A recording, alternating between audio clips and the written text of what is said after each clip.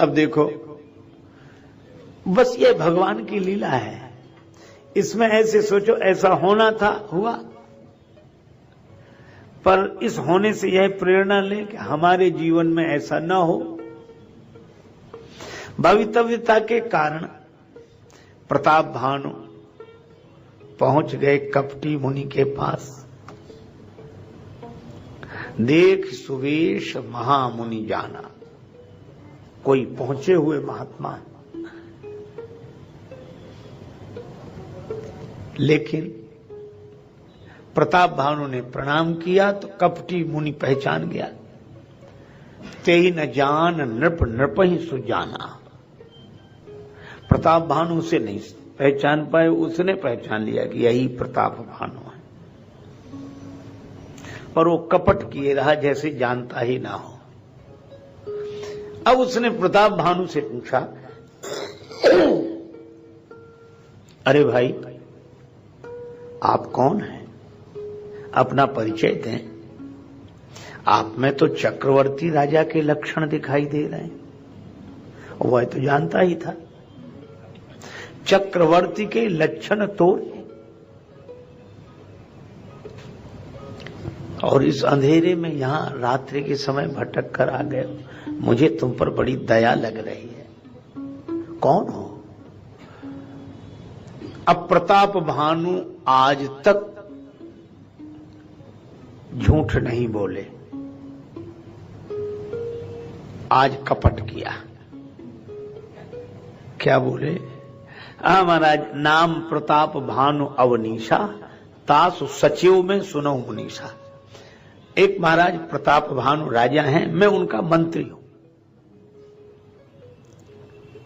यह है संग का प्रभाव। परमाणु कितना असर करते हैं कि कपटी मुनि ने सिखाया नहीं, उसके सानिध्य में जाकर ही प्रताप भानु कपट करने लगे।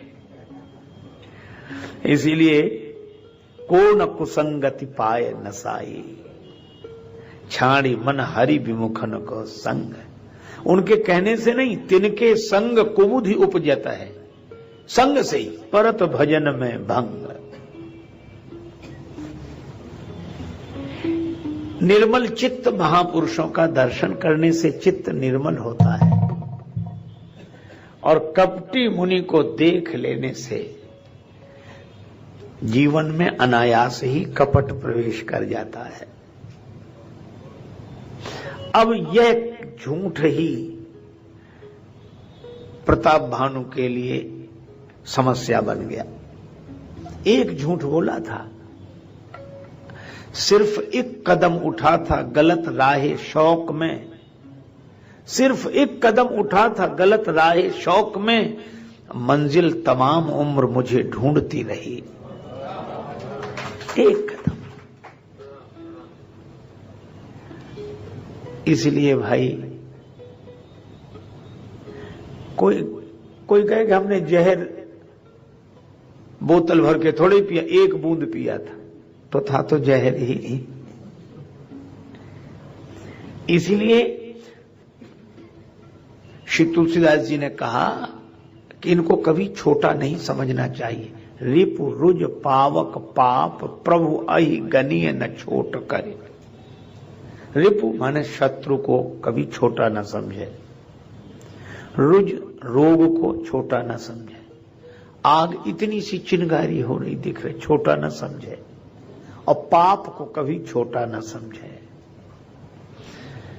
कई बार लोग कहते ये तो चलता है, थोड़ा बहुत तो चलता है। इसलिए भाई, एक झूठ बोला बस। कपटी मुनि कुछ नहीं बोला, वह तो कपट में बड़ा प्रवीण। अब ऐसा करो, रात्रि हो गई है, विश्राम करो, यहीं ठहर जाओ। ठहर गया। अब रात्रि का समय जैसे ही आया तो सत्संग के लिए बैठ गया और यह कहा कि महाराज, अब देखो सत्संग भी किस तरह हो रहा है। अब इसने महात्मा से न तो आत्मा के बारे में पूछा, न परमात्मा के बारे में पूछा, ना। आपका नाम क्या है? आपका जन्म कहां हुआ? कपटी मुनियों के पास सत्संग भी शरीर से ही शुरू होता है, जन्म का। और नाम क्या? बस कपटी मुनि तो इसी की प्रतीक्षा में था। ऐसा नाम बताया कि प्रताप भानु ने आज तक नहीं सुना था। कहने लगा मेरा नाम एक तनु है।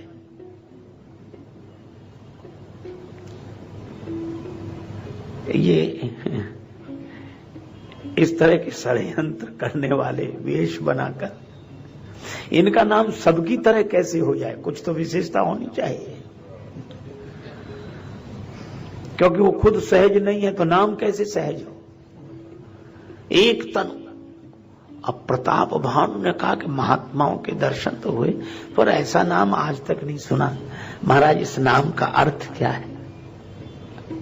कपटी मुनि बोला इसीलिए तो मैं एकांत में रहता हूं, किसी को बताने से क्या लाभ। अब तुम आ गए तो तुम्हें नाम बता दिया, तो नाम का अर्थ पूछ रहे हो, फिर मेरे बारे में क्या क्या पूछोगे? मैं अपने को सब छिपा कर रखता हूं। अच्छा, छिपा कर रखते हो तो क्या है तुम्हारे पास जो छिपा के रखते हो? इस नाम का अर्थ बता दो। नाम एक तनु, इसका अर्थ का आदि सृष्टि उपजी जब वहीं तब उत्पत्ति है मोर। जब यह सृष्टि शुरू हुई थी तब हमारा जन्म हुआ था।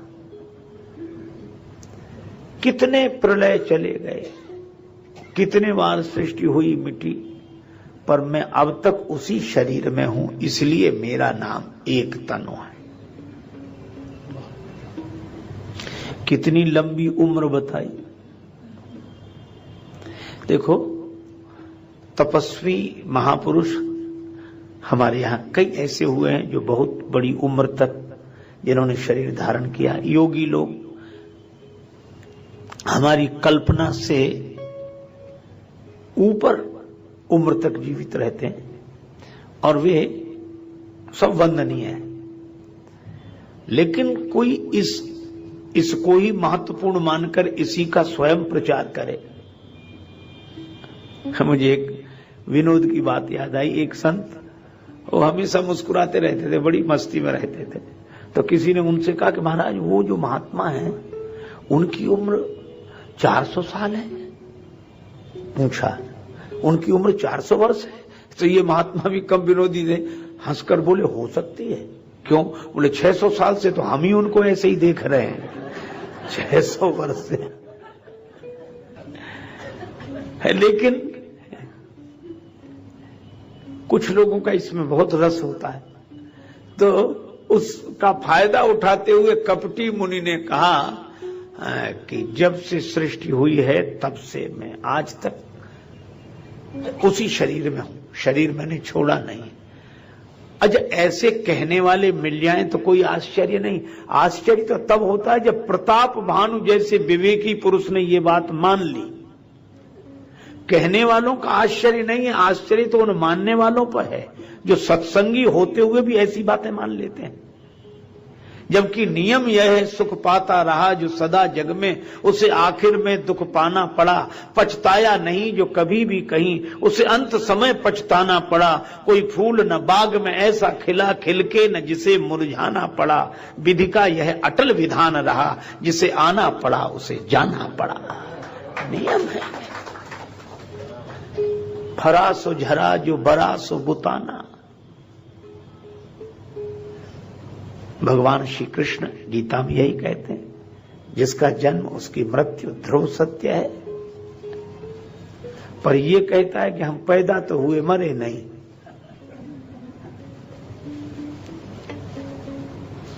पर प्रताप भानु ने मान लिया। अच्छा, पहली बात तो यही है, वो कहता है कि जब से सृष्टि शुरू हुई, तो इससे पूछो कब से हुई? बस जब से हुई। अच्छा, अब इसमें भी अगर ज्ञानी महापुरुषों के ढंग से विचार करें तो यह जब सृष्टि शुरू हुई होगी तब तो किसी का भी कोई पिछला जन्म नहीं रहा होगा, और जब पिछला कोई जन्म नहीं रहा होगा तो कोई कर्म नहीं रहे होंगे, और कर्म नहीं रहे होंगे तो कोई भाग्य, कोई प्रारब्ध नहीं बना होगा। तो जब सृष्टि शुरू हुई तो यह जीवन जो मिला वह किस प्रारब्ध के अनुसार आगे चला।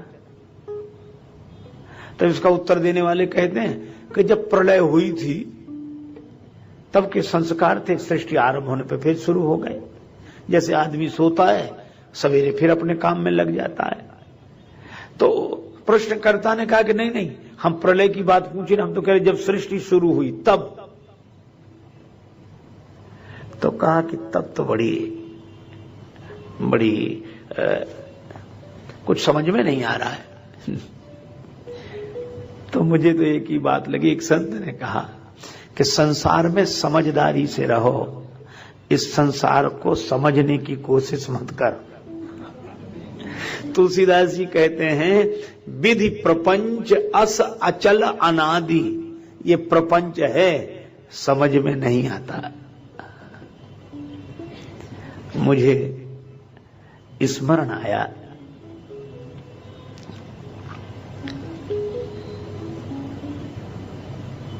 हम सब के लिए, सब संतों के लिए कल्प वृक्ष की तरह संत शिरोमणि पूज्यपाद श्री स्वामी अखंडानंद जी महाराज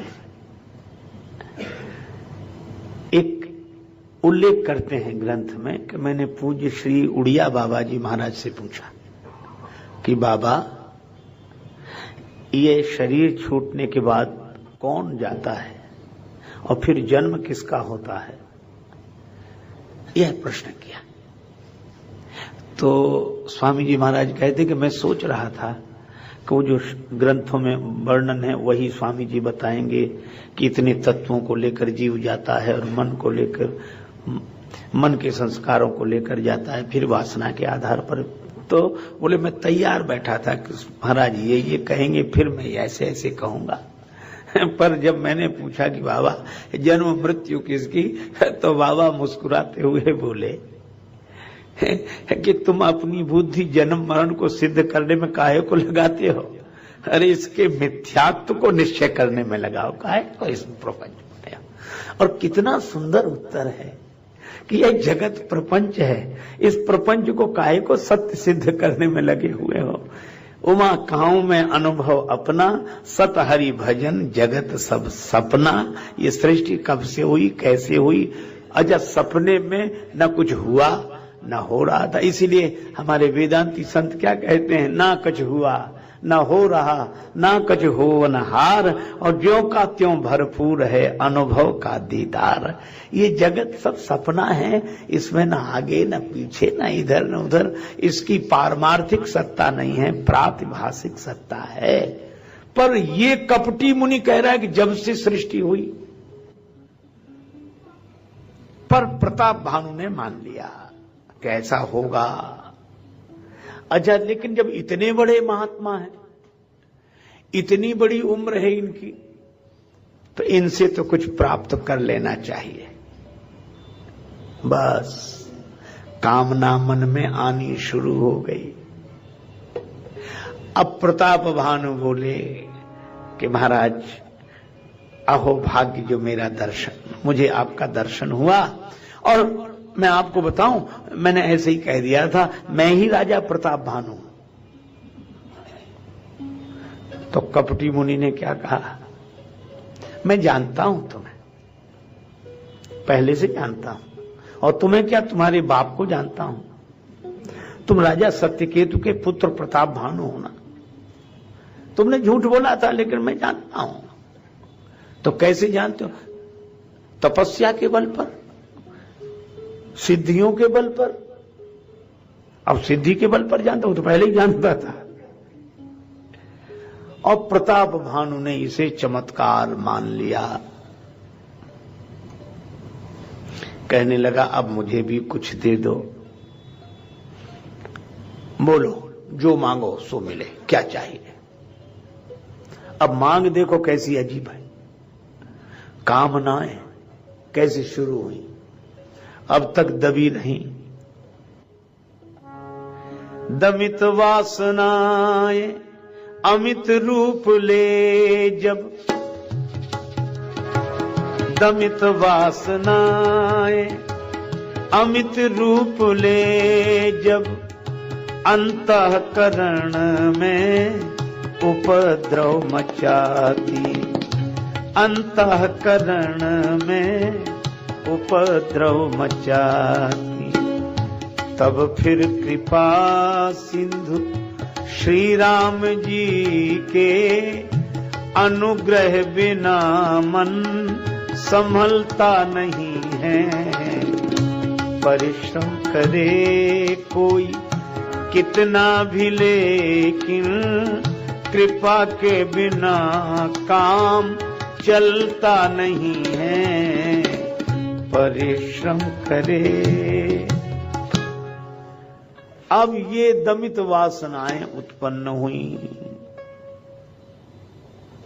कहने लगा महाराज बस एक इच्छा है। अच्छा एक अद्भुत बात इस मन की, इसने कभी नहीं कहा कि हमारी 10-12 इच्छाएं हैं, अनेक इच्छा, एक इच्छा है बस, एक। अच्छा जो एक इच्छा है उसको पाना भी बस एक ही बार चाहता है, एक बार मिल जाए बस। और एक इच्छा और एक बार पाने की लालसा के कारण अनेक बार तो जन्म हो चुकी, पर एक अभी भी बाकी है। हजारों ख्वाहिशें ऐसी कि हर ख्वाहिश पे दम निकले, और बहुत निकले मेरे अरमा, मगर फिर भी वो कम निकले। इतनी इच्छाएं तो। कपटी मुन्ने कहा कि मांगो, जो मांगोगे वही मिलेगा। अच्छा देखो, दो के यहां कोई कमी नहीं है देने में। एक तो भगवान के यहां, उनके पास सब कुछ है, उन्हें देने में कमी क्या, जो मांगो सो मिल जाएगा। तो एक तो वे कोई संकोच नहीं करते, जो मांगो वही कहेंगे हाँ मिल गया, जाओ मिलेगा। और दूसरा उन्हें कोई संकोच नहीं होता जिन्हें देना ही नहीं है, ये जिनके पास है ही नहीं देने को, तो कहने में हर्ज क्या है, वचन में काहे की दरिद्रता। अच्छा फिर जो आप मांग रहे हैं वो आज तो मिलने वाला है नहीं, क्योंकि हम आप मांगते भी वही हैं जो 2 साल बाद मिले, 4 साल बाद मिले, और तब के लिए कह दिया तो अब से तब तक तो हम मानते ही रहेंगे ना उन्हें कि चमत्कार है। जब नहीं मिलेगा तब देखी जाएगी। तो राजा प्रताप बाहु ने वरदान क्या मांगा, मेरा बुढ़ापा ना आए, कभी बुढ़ापा ना आए, हम कभी वृद्ध ना हो, इसी तरह युवा रहें। और कपटी मुनि ने कहा एव मस्तु, तुम्हारा बुढ़ापा नहीं आएगा। प्रताप बाहु ने पूछा सच हो जाएगा? नहीं आएगा। कैसे नहीं आएगा बुढ़ापा? कपटी मुनि बोला जैसे हमारी मृत्यु नहीं आती ऐसी तुम्हारा बुढ़ापा नहीं आएगा।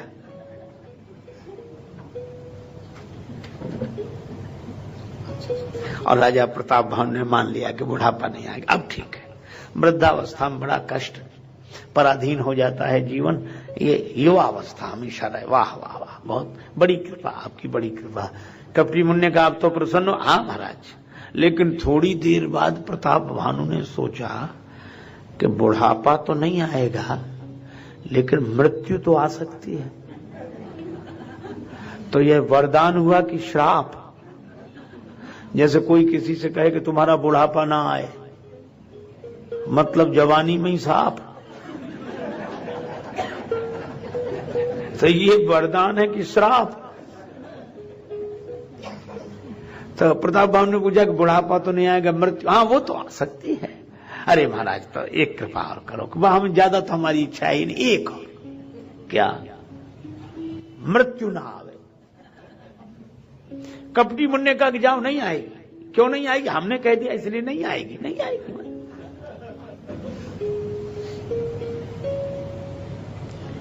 अब कहीं वो ऐसे कह रहा था जैसे मौत इनसे पूछ कर आएगी कि आए कि नहीं।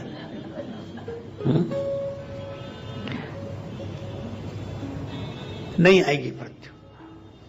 प्रताप भानु का अब ठीक है, बुढ़ापा भी नहीं आएगा, मृत्यु भी नहीं आएगी, लेकिन शरीर के रोग, डायबिटीज, ब्लड प्रेशर, सर्दी, जुकाम, बुखार, हाँ ये तो आ सकते हैं, ये तो आ सकते हैं। तो महाराज बस एक वरदान और एक एक करते तीसरा हो गया। ये क्या? जरा मरण और दुख रहित तन, शरीर में कोई दुख न रहे, बुढ़ापा ना हो, मृत्यु ना हो, कोई शारीरिक पीड़ा ना रहे, बस यही चाहता। कपटी मुनि बोला ए उमस तो ऐसा ही होगा, न तुम्हारी बुढ़ापा आएगा तुम्हें, न तुम्हारी मृत्यु होगी, न तुम्हारी कोई शारीरिक पीड़ा होगी। अब ठीक है महाराज, अब मेरा बुढ़ापा नहीं आएगा, अब मेरी मृत्यु नहीं होगी, अब मेरा शरीर रोगी नहीं होगा। महाराज सब मिल गया, सब मिल गया, बस। अच्छा, एक इच्छा निवृत्त होती है तो दूसरी इच्छा पैदा होने में देर कितनी लगती है? तो तुरंत बोला, लेकिन एक बात है महाराज। क्या? युद्ध में तो कोई मुझे हरा सकता है।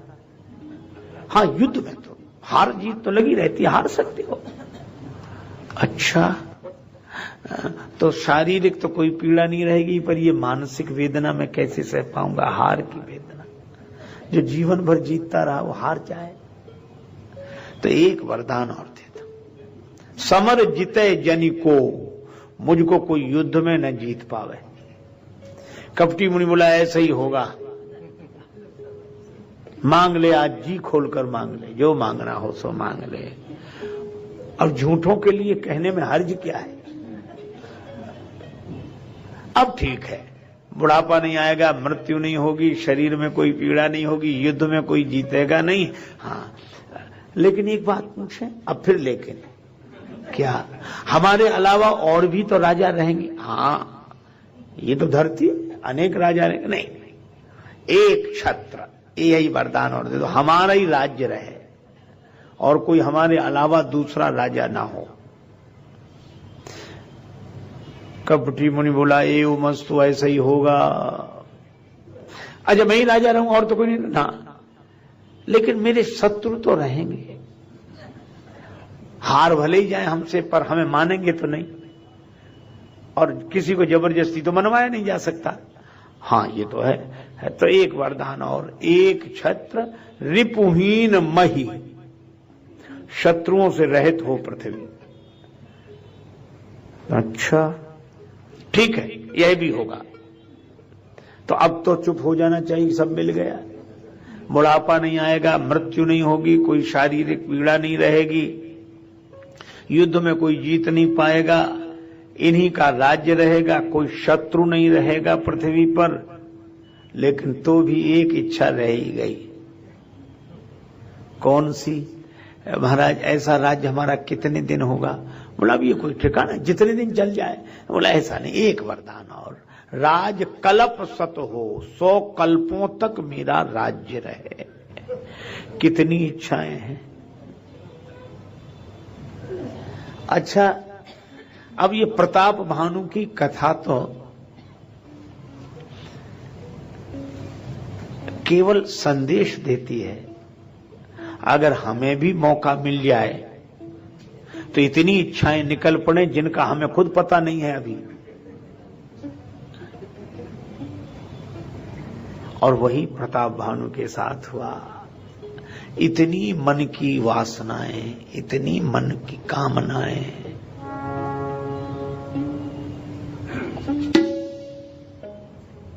अब कपटी मुनि को मौका मिला।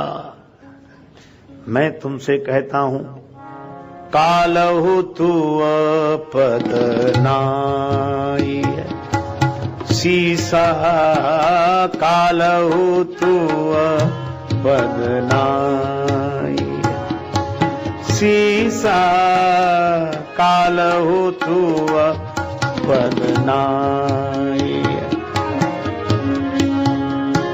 एक विप्र कुल छाड़ी महिषा, एक विप्र कुल छाड़ी महिषा कालहु तुअ बदनाई।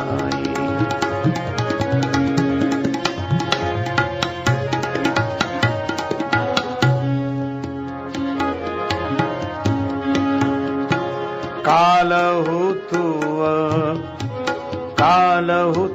पदनाई, कालहु तुअ पदनाई, कालहु तुअ पदनाई,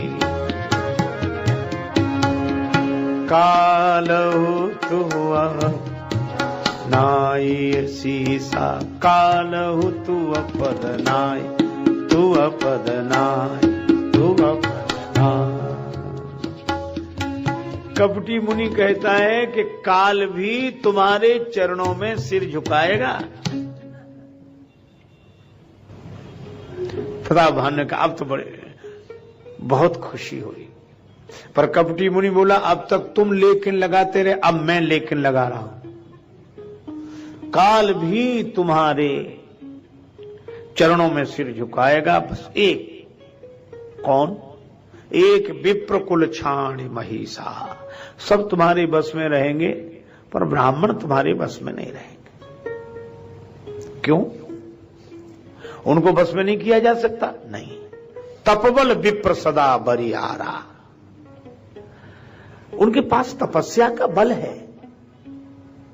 अगर वो क्रोधित हो गए तो फिर कोई कुछ नहीं कर सकेगा। इसीलिए डर यही है, उनके पास तपस्या का बल है, तपश्चर्या का।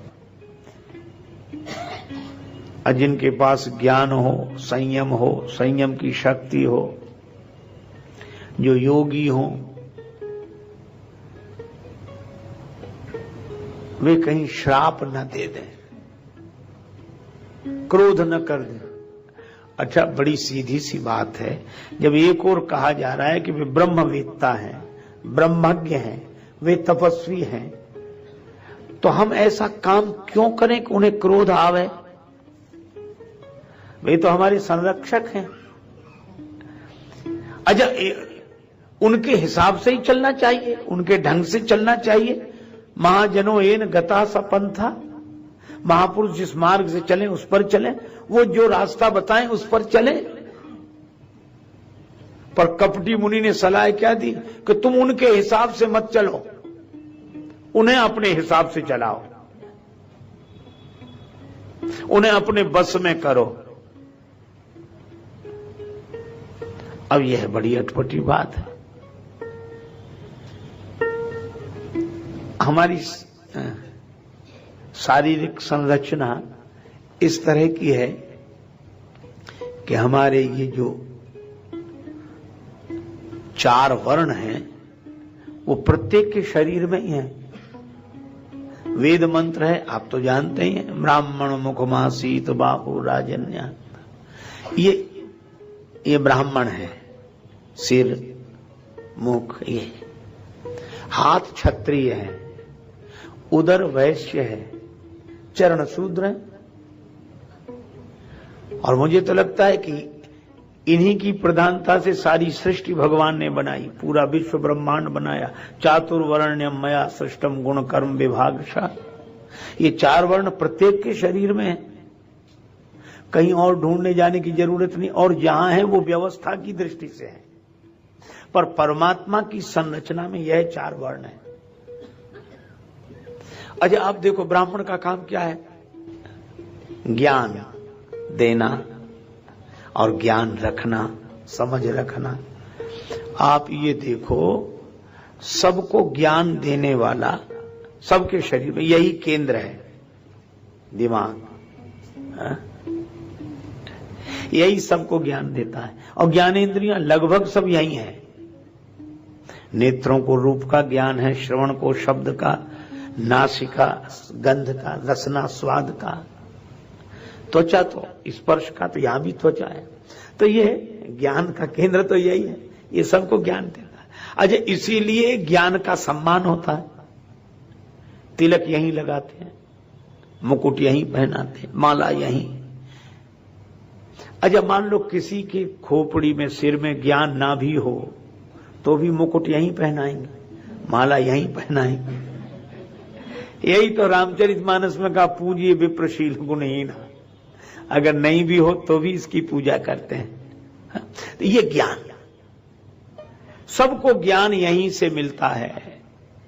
पांव किधर चले, हाथ क्या करे, ये इसीलिए इसको हेड बोलते हैं। हेड प्रमुख है, हेड। अच्छा, और ये हाथ क्षत्रिय है। क्षत्रिय का काम है रक्षा करना।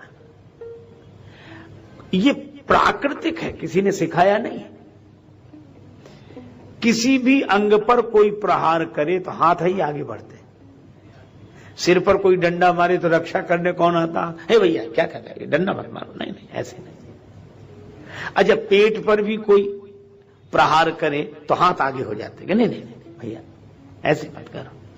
अच्छा, अब एक बात सोचो, हाथ से ज्यादा मजबूत पांव है और पांव पर भी कोई डंडा मारे तो रक्षा कौन करता है? हाथ। अरे नहीं, उड़िया ही हाथ असनेहू के घाये। कोई तलवार लेकर भी आगे दौड़े तो हाथ आगे हो जाते हैं, घाव सहन कर लेते हैं, पर सिर को, पेट को, पांव को, तीनों को बचाते हैं। ये क्षत्रिय हैं, ये ब्राह्मण की रक्षा करते हैं, वैश्य की रक्षा करते हैं, शूद्र की रक्षा करते हैं। ये क्षत्रिय है और ये ब्राह्मण देवता है। सिर ब्राह्मण, ब्राह्मण मुखमासीत बाहु राजन्याकृता। और ये उदर वैश्य है। दिखाई नहीं देता पर भीतर फैक्ट्री चल रही है, चल रही। इधर से जो भी जाता है मुख के द्वारा भीतर, और उस फैक्ट्री चल रही है और दिन रात चलती है, दिन रात चलती है। और इससे जो शक्ति मिलती है सबको, सिर को भी इसी से शक्ति मिले, पांव को भी इसी से शक्ति मिले, हाथ को भी इसी से शक्ति मिले। गुप्त है, फैक्ट्री चल, यही गुप्ता जी हैं, गुप्त हैं, अंदर ही अंदर अंदर चल रहा है ये वैसे। पर इन्हीं के कारण सबको शक्ति मिलती है। वैश्य के व्यवसाय से ही ब्राह्मण को विचार करने की शक्ति मिलती है, क्षत्रिय को रक्षा करने की शक्ति मिलती है, और शूद्र को सेवा करने की सामर्थ्य शक्ति मिलती है। इन्हीं से ये वैश्य है और चरण शूद्र है। देखो, ये तीनों का भार उठाए, पेट का भी, हाथों का भी, सिर का भी। चरण शूद्र है। एक सज्जन मुझसे कहने लगे, आपके यहां तो शूद्र अछूत हैं, अछूत माने जाते हैं। हमका प्रचार गलत हो गया, हमारे यहां शूद्र कभी अछूत नहीं है। बोले क्यों? हमने कहा हमारे यहां तो चरण शूद्र माने जाते हैं, और जिस संस्कृति में चरण ही छुए जाते हों वहां शूद्र अछूत कैसे हो सकते हैं? हमारे यहां तो चरण छूते हैं। अच्छा, और कितनी अद्भुत बात है, सिर रखते हैं चरणों। यह हमारे यहां शूद्र और ब्राह्मण का मिलन है। हमारी संस्कृति बहुत उदार है, बड़ी विचार संपन्न है। अब यह बात अलग है कि यह मंत्र विचारकों के हाथ न पड़े, प्रचारकों के हाथ पड़ जाए और कुछ का कुछ अर्थ हो जाए, वो एक अलग बात है। लेकिन ये चारों, तो ये सिर ब्राह्मण है, बुद्धि है, बुद्धि का देवता है, ब्रह्मा है। और ये कपटी मुनि कैसी विचित्र सलाह दे रहा है। ब्राह्मण के अनुसार चलना माने बुद्धि के अनुसार चलना, और ये कहता है कि तुम ब्राह्मणों के अनुसार मत चलो, ब्राह्मणों को अपने अनुसार चलाओ। इसका अर्थ है कि तुम दिमाग के ढंग से मत चलो, बुद्धि के हिसाब से मत चलो, बुद्धि को अपने हिसाब से चलाओ। बुद्धि के हिसाब से चलने वाले बुद्ध हो जाते हैं और बुद्धि को अपने हिसाब से चलाने वाले बुद्धू रहते हैं। इसलिए हमेशा बुद्धि। अच्छा, और अपने यहां वेदों से लेकर श्री हनुमान चालीसा तक हम सनातन धर्मियों ने, भक्तों ने एक ही वरदान मांगा, एक पवित्र बुद्धि का। गायत्री मंत्र में भी पवित्र बुद्धि की प्रार्थना है, धियो यो न प्रचोदयात्। श्री रामचरितमानस में जास कृपा निर्मल मति पावो, और श्री हनुमान चालीसा तक में कुमति निवार सुमति के संगी। क्योंकि दिमाग अगर ठीक है तो सब ठीक है। एक आदमी बोला हमारा तो पेट खराब हो गया, क्यों? खा गए ज्यादा। वो कहते रहे तो रोका नहीं था। बोले दिमाग में तो आई बात कि ना खाओ, लेकिन हम स्वाद में खा गए, तो पेट बाद में खराब हुआ, पहले दिमाग खराब हुआ। अच्छा, जिसके जीवन में भी जो कुछ खराबी आती है, बुद्धि पहले खराब होती है। इसीलिए कहते हैं विनाश काले विपरीत बुद्धि। विनाश का समय हो तो बुद्धि विपरीत हो जाती है, और बुद्धि विपरीत न हो तो कुछ भी विपरीत न हो। काल दंड गए काहू न मारा, हरई धर्म बल बुद्धि विचारा। और मुझे लगता है कि देखो, दशरथ जी गुरु जी के अनुसार चले, वशिष्ठ जी के अनुसार चले, और वशिष्ठ जी ब्राह्मण हैं, गुरुदेव हैं, विमल बुद्धि के रूप हैं। तो दशरथ जी उनके अनुसार चले तो उनके घर में राम प्रकट हो गए। और प्रताप भानु ब्राह्मणों के अनुसार नहीं चले, ब्राह्मणों को अपने ढंग से चलाना चाहा तो रावण बने। जो बुद्धि के हिसाब से चलते हैं उनके जीवन में परमात्मा का अवतरण होता है, और जो बुद्धि को अपने ढंग से चलाते हैं उनके जीवन में राक्षसत्व आता है, रावणत्व आता है। यह कथा यही संकेत करती है। कपटी मुनि कहता है इन्हें बस में करो। तो ये तो तपस्वी हैं, ये तो विद्वान हैं, ब्रह्मज्ञ हैं, पूज्य हैं। तो कपटी मुनि बोला इनको खिला पिला के मिलाओ। अब बोलो, इनकी शुचिता बिगाड़ो। पवित्रता की तो शक्ति है, तो इनको खिलाए पिलाए। हाँ, खिला पिलाकर अपने बस में करने के लिए प्रताप भानु राजी हो गए। उपाय क्या है महाराज? कपटी मुनि ने कहा कि तुम्हारे पुरोहित का हम हरण करके लाएंगे, और पुरोहित का रूप बनाकर हम आ जाएंगे। अब पुरोहित शब्द में ही हित है, जिसके द्वारा हित होना हो उसका तो हरण कर लेंगे।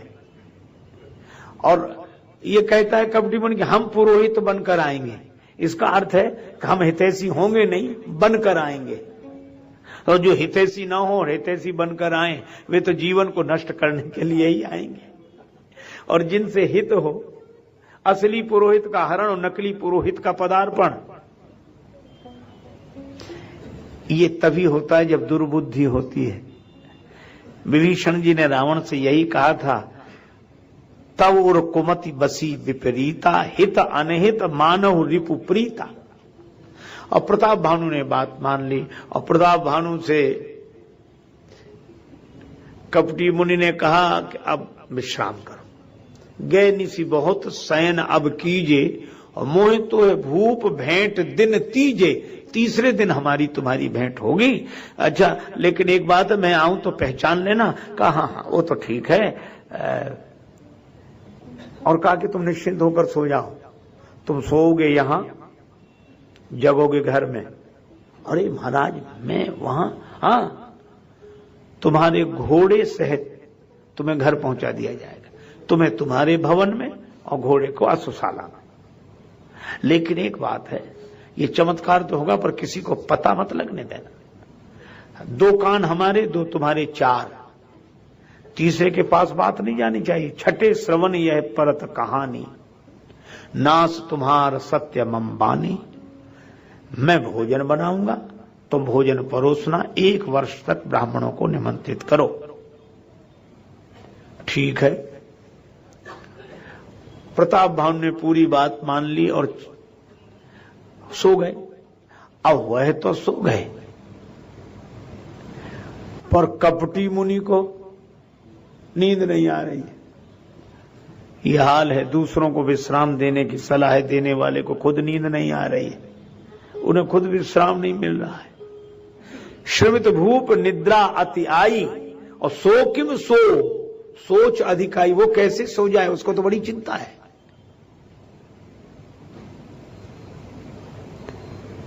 राजा सो रहा है। उसी समय काल केतु आया, राक्षस।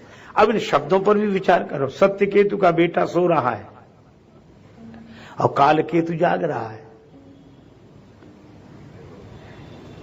केतु माने झंडा। सत्य की ध्वजा फहराने वाले का वंशज अंशज जब सो जाए तो फिर काल का झंडा फहराने ही लगता है। और रात का समय है। अच्छा, रात का समय किसके जीवन में आया? का प्रताप भानु के जीवन में। तो भानु के जीवन का सौभाग्य, सूर्य का सौभाग्य दिन है और रात्रि तो उसके लिए प्रतिकूल है, दुर्भाग्य है। तो प्रताप भानु का बुरा समय आया। इसका अर्थ यह है कि समय बड़ा बलवान है। ये जाग रहा है। कितनी अद्भुत बात है। राजा सो रहा है पर काल केतु जाग रहा है। हम लोग सोते रहते हैं पर हम लोगों का समय तो जागता रहता है। समय कभी नहीं सोता। और यह आया, थोड़ी देर छिप गया था गुफा में। ये काल भी कभी कभी छिप जाता है, हमको लगता है ही नहीं, पर जैसे ही हम सोते हैं, हम इससे आंख मूंदते हैं, वैसे ही ये प्रकट हो जाता है। और इसने कपटी मुनि से कहा कि अब तुम चिंता मत करो, तुमने हमारी सब भूमिका बना दी। तो काल केतु राक्षस ने चमत्कार किया। भानु प्रताप बाज समेता, राजा प्रताप भानु को घोड़े के सहित, अच्छा राजा जहां जाता है घोड़े के साथ जाता, जाए गए और घोड़े सहित आ गया, सोते हुए आ गया। अच्छा, घोड़ा माने मन। ये इच्छा जिसकी होती है मन के आधार पर ही तो चलता है, घोड़े के आधार पर मन। एक आदमी लड्डू बांट रहा था, लो लड्डू लो, लड्डू लो। किसी ने कहा किस खुशी में बांट रहे हो? बोला हमारा घोड़ा खो गया है, इस खुशी में बांट रहे हैं। तो किसी ने कहा घोड़ा खो गया, ये खुशी की बात है? घोड़ा खो गया, ये खुशी की बात है? उसने कहा कि हां, घोड़े के जाने का दुख नहीं है, खुशी हमें दूसरी है। क्या? बोला अच्छा था कि हम घोड़े के साथ नहीं थे, नहीं तो हम भी खो जाते, हम तो बच गए। और संकेत बड़ा सार्थक है, घोड़े के साथ रहता तो शायद खो जाता। अगर हम भी मन के साथ रहेंगे तो हमारा भी पता नहीं लगेगा, इस भीड़ में हम खो जाएंगे। इसलिए मन से अपने को अलग करके देखना। राजा पहुंच गया और उस काल केतु राक्षस ने ऐसा चमत्कार दिखाया कि राजा को तो भवन में और पुरोहित का, और अश्व को अश्वशाला में और पुरोहित का हरण करके लाया। अब राजा प्रताप भानु जगा। अभी रात थी, जो देखा कि हम तो भवन में, आहा क्या चमत्कार हुआ है। बड़े पहुंचे हुए महात्मा, उनको प्रणाम है, प्रणाम है, लेकिन किसी को पता न लग जाए, इसलिए चुपचाप उठा और अश्वशाला से घोड़े को खोला, उस पर बैठकर फिर जंगल चला गया और 2 पहर बाद लौट कर आया। गए जाम जुग भूपति आवा, घर घर उत्सव बाज बधावा। अरे राजा साहब आ गए, राजा साहब आ गए, राजा साहब आ गए। पर राजा सोचे आहा क्या चमत्कार हुआ है, क्या चमत्कार हुआ। इस चमत्कार के संदर्भ में मुझे एक बात याद आई। पूज्यपाद पंडित श्री राम किंकर जी महाराज ने इस प्रसंग में अद्भुत बात कही, बहुत अद्भुत बात। उन्होंने कहा कि देखो, चमत्कार 2 ने किए। ये कपटी मुनि नकली संत है और हनुमान जी असली संत है। क्यों कुबेश साधु सनुमानो, जिम जग जामवंत हनुमानो। तो हनुमान जी ने भी चमत्कार किया और इस कपटी मुनि ने भी चमत्कार किया। लेकिन अद्भुत बात है क्या, हनुमान जी सोते में सुमंत को घर से उठा लाए और राम जी के चरणों में ले आए, और इस कपटी मुनि ने काल केतु के द्वारा ऐसा चमत्कार किया कि राजा साहब को घर भेज दिया। तो चमत्कार तो निसंदेह दोनों ने किया, लेकिन आप यह देखें कि चमत्कार का परिणाम क्या हुआ। कि चमत्कार कोई कर भी दे तो एक ने ऐसा चमत्कार किया कि राम जी से जोड़ दिया, और दूसरे ने ऐसा चमत्कार किया कि काम से जोड़ दिया। तो चमत्कार आपको जोड़ता किससे है, यह देखना चाहिए। अगर कोई आपको भगवान से जोड़े, आत्मा से जोड़े, परमात्मा से जोड़े, सत्संग से जोड़े, तो चमत्कार सार्थक है। जैसे यहां सत्संग हो रहा है और कोई आपको वहां से प्रेरणा देके यहां ले आए, जैसे हमारे श्री चिमन भाई जी कल कह रहे थे कि प्रेरणा देकर ले आओ, मुझे भी किसी की प्रेरणा मिली, तो यह प्रेरणा चमत्कार है आपके लिए, क्योंकि आप सत्संग में आ गए। और कोई यहां से उठाकर ले जाए कि चलो यहां क्या रखा, ले वो भी गया लेकिन आपको पहुंचाया कहां। इसलिए कथा ये संकेत करती है कि ऐसे चमत्कारों के चक्कर में न पड़े जो हमें हमारे लक्ष्य से भटकाते हैं। लेकिन प्रताप भाव ने तो इतना प्रभावित किया, पुरोहित जी आते होंगे, गुरु जी आते होंगे, जिनके कारण ऐसा हुआ। ये कपटी मुनि पहुंच गया, वो कालकेतु। कपटी मुनि को तो जाने की जरूरत ही नहीं पड़ी। कालकेतु राक्षस पुरोहित के रूप में आया। नृप हर्षे पहचान गुरु, गुरु जी आ गए, गुरु जी आ गए। भ्रमवश रहा न चेत, उसे भ्रम हो गया था, कोई होश नहीं रहा। तुरंत ब्राह्मणों को निमंत्रित किया, आज से 1 वर्ष तक नित्य आप प्रसाद पाने यहीं आवे, भोजन यहीं करें। ब्राह्मणों ने कहा राजा धर्मात्मा है और ब्राह्मणों का भक्त है, बुला रहा, चलें। सब लोग गए। अब उसने क्या किया, माया मय ते ही कीन रसोई, माया मय ते ही कीन, माया मय ते ही कीन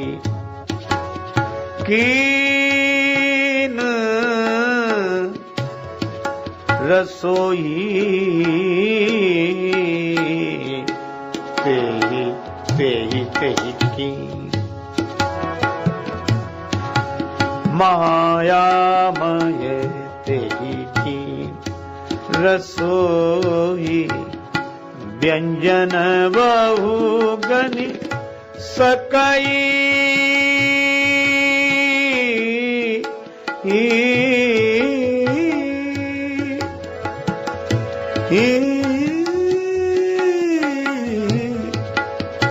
सकई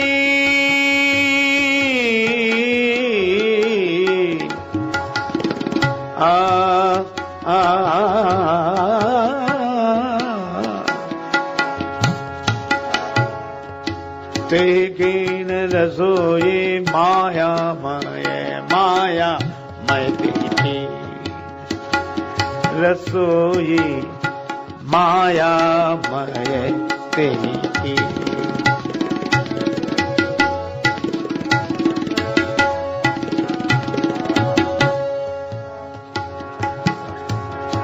व्यंजन बहु गनि सकै न कोई, माया मय तेही कीन तेही कीन कीन तेही। मायामय रसोई बनाई और इतने तरह के व्यंजन की जिन्हें गिना ना जा सके। अब श्री तुलसीदास जी कैसी अद्भुत बात कह रहे हैं। अरे व्यंजन है, कितने बनाए होंगे, 10, 12, 15, 20, तो गिने क्यों नहीं जा सकते। श्री तुलसीदास जी बोले इसलिए नहीं गिने जा सकते हैं क्योंकि रसोई मायामय है, जो दिख रहा है वो है ही नहीं। मां माने नहीं, या माने जो जो चीज जैसी ना हो फिर भी वैसी जिसके प्रभाव से दिखाई दे, वह रसोई। तो सही बात यह थी कि कुछ वहां बना ही नहीं था, बना सा दिख रहा था। ये राक्षसी माया। राजा साहब परोसने लगे, पर जैसे ही परोसने लगे वह, अब ये तो जादूगर के ऊपर है जो दिखाना चाहे। देखो, एक सज्जन बोले कि ये तो बात समझ में नहीं आती, जय जब रघुपति करें जस सो तस ते क्षण होए। ये तो परमात्मा जिसको जब जैसा कर दे, ये क्या बात हुई साहब?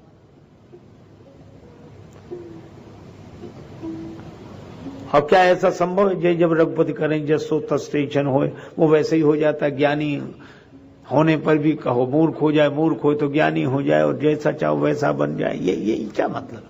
क्या ऐसा संभव है? हमने कहा है कि इस युग में कोई प्रमाण? हमने कहा सबसे बड़ा प्रत्यक्ष प्रमाण है। क्या? जादूगर अपने जादू के प्रभाव से वह जो दिखाना चाहता है आप वही देखते हो।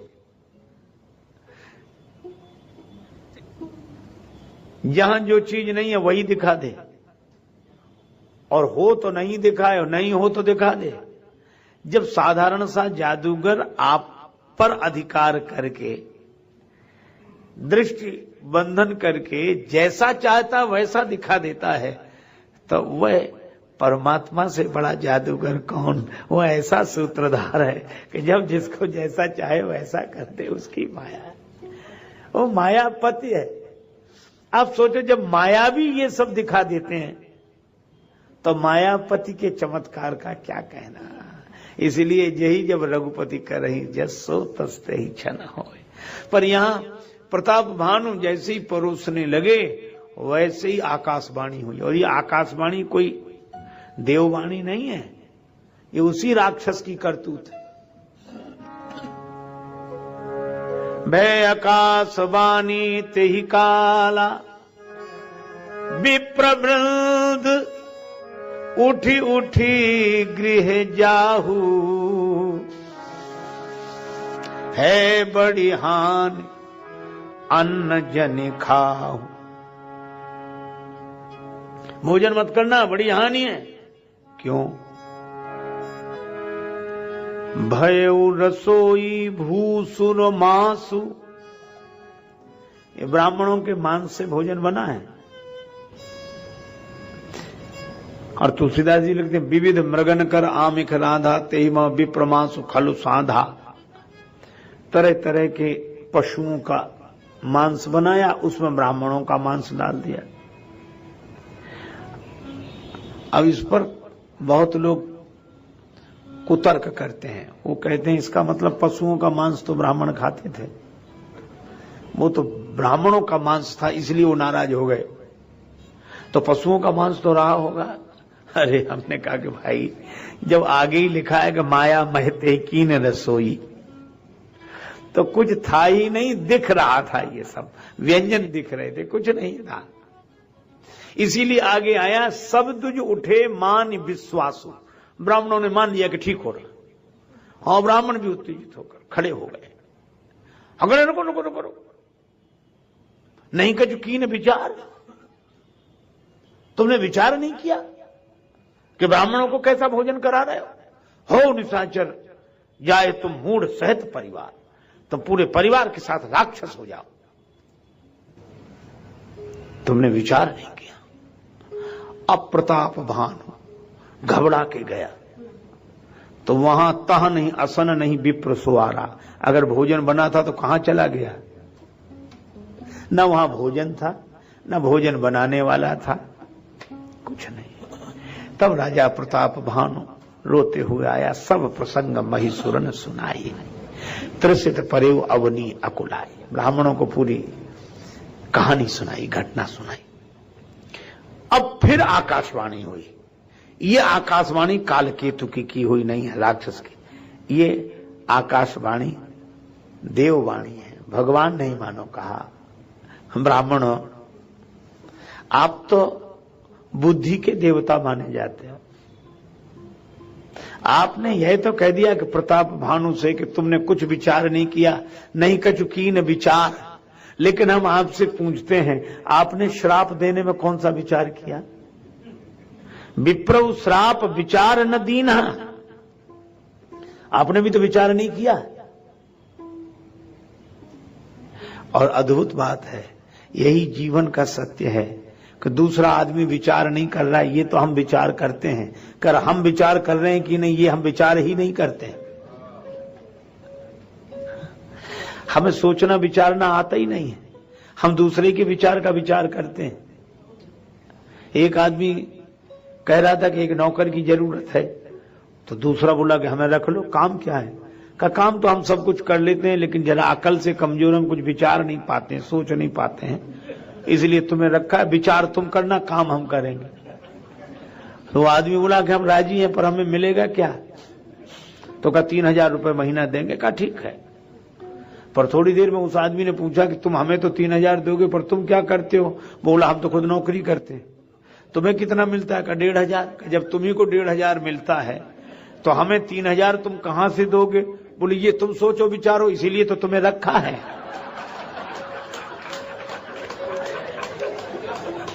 अब ऐसी तो हालत है। अब ब्राह्मण प्रताप भानु से तो कह रहे हैं कि तुमने विचार नहीं किया, पर ब्राह्मणों ने खुद विचार नहीं किया कि इतनी जल्दी श्राप मत दो।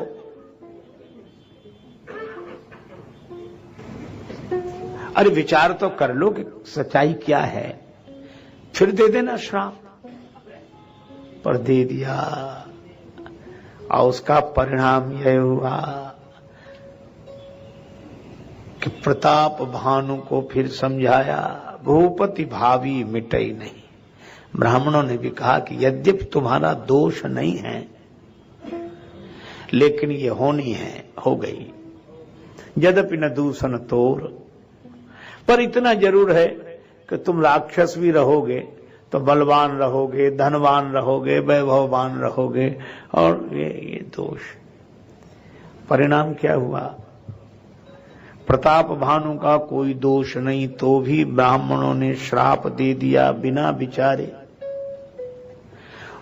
और वह प्रताप भानु रावण बना तो उसने क्या किया? ब्राह्मणों का कोई दोष नहीं था, पर सताना शुरू किया बिना विचारे। अच्छा एक बात बताओ, हम लोग ये तो, और रावण ने ब्राह्मणों का बड़ा विरोध किया, रावण ने ब्राह्मणों का बड़ा विरोध किया, ये कहते हैं। लेकिन पहली बात ये सोचो कि ये रावण बनाया किसने? ब्राह्मणों ने। तो ब्राह्मणों ने जब रावण बनाए तो रावण किसका विरोध करे? ब्राह्मणों का ही करेगा कि नहीं? तो हम लोग ये तो विचार करते हैं कि ब्राह्मण का अपमान करते हो, ब्राह्मणों का अपमान करते, लेकिन अपमान करने वाले बनाए किसने? ब्राह्मणों। तो हमें भी तो विचार करना चाहिए, नहीं कचुकीन विचार। प्रताप भानु से तो हम कहते हैं, लेकिन जब भगवान कहते हैं कि विप्रो श्राप विचार न दीना, इसलिए ये धर्म की परंपराएं इतनी रहस्य भरी हैं कि धर्म का प्रचार तो जरूर होना चाहिए, पर प्रचार के पहले विचार होना चाहिए।